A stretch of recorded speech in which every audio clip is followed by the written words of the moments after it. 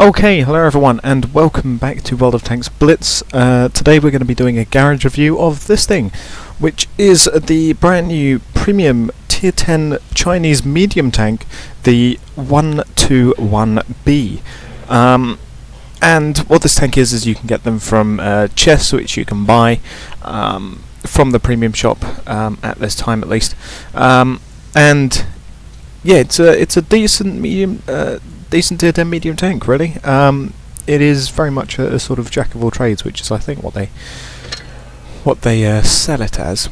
Let's check the description that Wargaming gives it, shall we? New vehicle. Well, it's a permanent enriched tier 10 vehicle, so I mean, yeah, basically a tier 10 premium. If it wants to load, that is. There we go. Come on, there we go.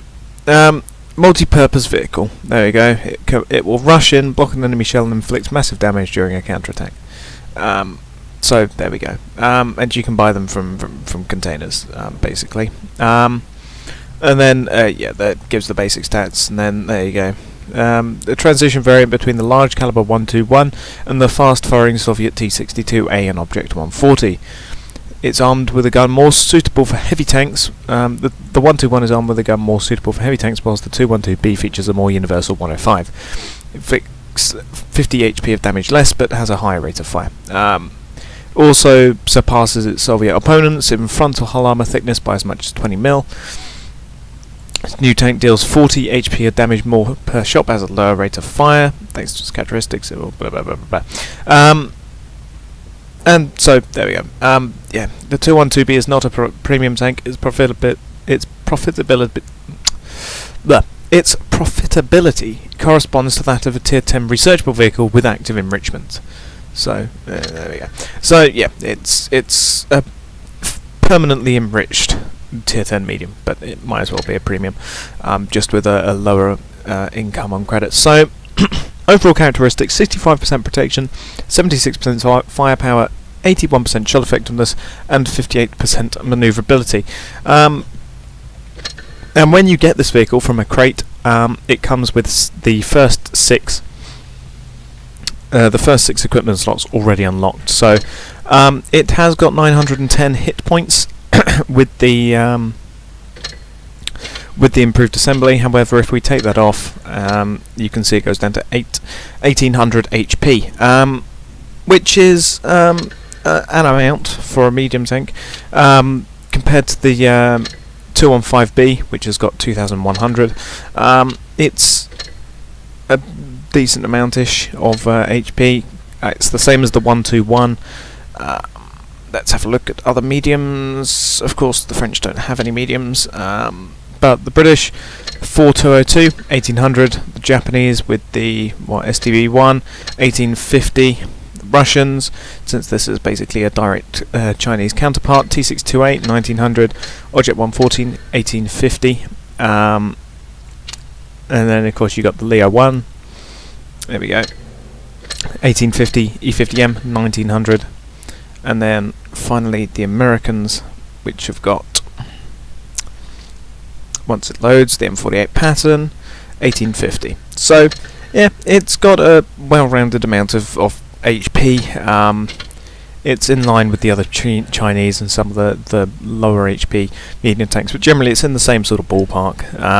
And if you add on improved armor, then it goes up. So it's a decent amount of HP, really. Frontal hull, 120. With 80 sides and 60 rears hull armor, 240 frontal turret, 130 sides, 185 rear. Yeah, it's a decent amount of armor. Of course, the frontal turret is going to be basically impenetrable to everything. It's very similar to the Russian mediums and indeed the Russian heavies with their rounded turrets. So yeah, nothing much is getting through this turret. The frontal hull, however, 120. Sloped at a decent angle. You will bounce some shots off of that lower glacis, but generally from frontal on, the upper glacis won't bounce as many shots as you might like, and generally the sides and rears of the hull is very weak. But then this is good for a flanking medium or a hull down medium due to that turret. What on earth is happening? Oh no, we're getting random lag. But as for mobility, 37.29 tons is how much it weighs, with a 609 horsepower engine, 54.76 traverse speed, and a 41.72 degrees per second turret traverse. No idea. Okay, apparently I accidentally clicked on something. But yeah, ooh. Box, big box. What are we gonna get? What are we gonna get? Yay, useless boosters. So yeah, generally mobility, not too bad. It's got a decent enough power to weight ratio. It's got a decent hull traverse. The turret traverse perhaps a little bit slow, 41 degrees per second. It's decent enough traverse. Anyway, for the turret. So yeah, could be worse. So yeah, mobility not that bad. There's the engine that it gets, the 12150 L7. 12% chance of fire and impact, so that's always a bonus. There's the turret, 212B. Sorry, 121B. 286 meters view range, not too bad. With the coated optics, goes up to 286. So yeah, not too bad. And then of course the suspension, 42-ton load limit. Yeah, decent enough hull traverse. And then we come to the gun. The gun is the 105 L7C gun, which is not a particularly bad gun. 8.52 rate of fire, rounds per minute. 245 average pen with AP, 300 with heat, and 53 with HE. So it's got about the same penetration as a mouse. So anything a mouse can pen from the front, you can also pen from the front. So that's a good way of looking at it. Average damage, 350, which is a decent enough amount of damage. 300 with heat, 400 with HE. So yeah, average sort of average damage for a 105. 0.34 dispersion at 100 meters, which is not that bad. It's rather accurate. It has a 4-second aim time, which is actually a fairly quick aim time, really, for Blitz. So yeah, nothing really to complain about there. It's an all-round decent enough medium tank. It's got good mobility. It's got a strong turret. The gun is not that bad. The armor is decent from the front. Again, turret is very good. Carries 45 rounds of ammo, so you can load up as many heat, HE, and APCR rounds, which is of course as standard as you want. So yeah, nothing to complain about there. As for provisions, you've got your standard and improved fuel for 3 and 10% respectively to engine power and turret reverse, and then you've got the standard combat rations and improved combat rations for 3 and 10% respectively to engine power and turret reverse. And then you've got protective kit, which is 15% protection crew from injuries, 10% speed and module repair, 20% fire protection, and 10% ammo and fuel tank durability. So you can go ahead, slap some of those on if you want. You won't lose as many credits as you might do if you were to mount these things, because of course this counts as a permanently enriched medium tank. So you'll earn slightly more credits than the average tier 10 tank will do.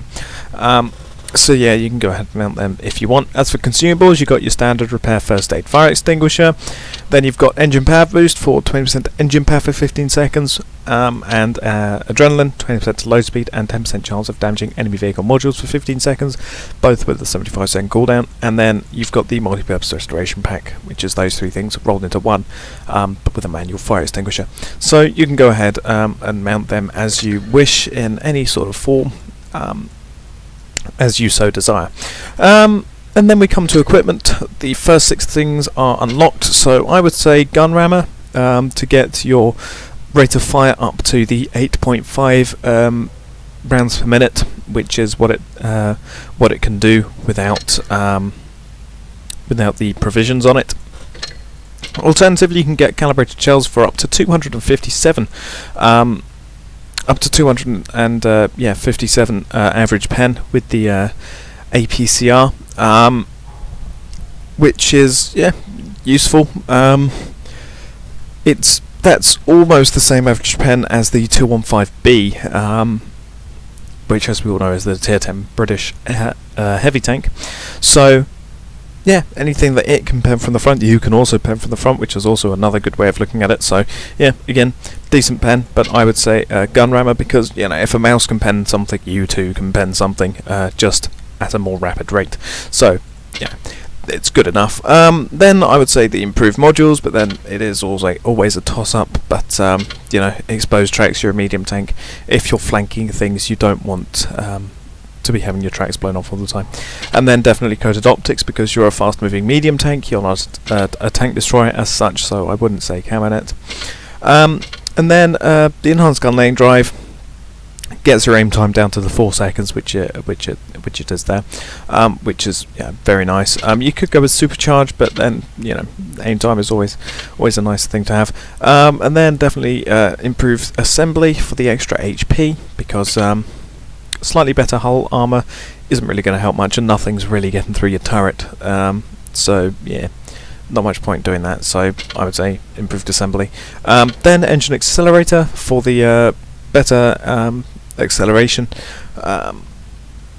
It may be tempting to go for the improved control to get it up to 57.57 degrees per second hull traverse, but I would say, because this gives a slight buff to it anyway, I would say engine accelerator just for the better acceleration, because it's good hull traversy anyway. So I would say engine accelerator. Then I would say vertical stabilizers, because hitting snapshots on the move is going to be really beneficial to this vehicle. So definitely vertical stabilizers. And then I would say enhanced tracks, to get those tracks fully repaired up to max when they get blown off, and then your choice of whatever the hell those two things are. So overall, there you go. So overall, it's a capable medium tank. It will, I imagine, will generally play a lot like a Soviet medium tank, because it has got the strong turret armor with a good gun. The only problem with this thing is the gun depression, because if you look, that is not much of that's not much depression that you can get right there. It's quite depressing, really, you could say. Which is a downside. However, overall, it's a solid gun, very mobile,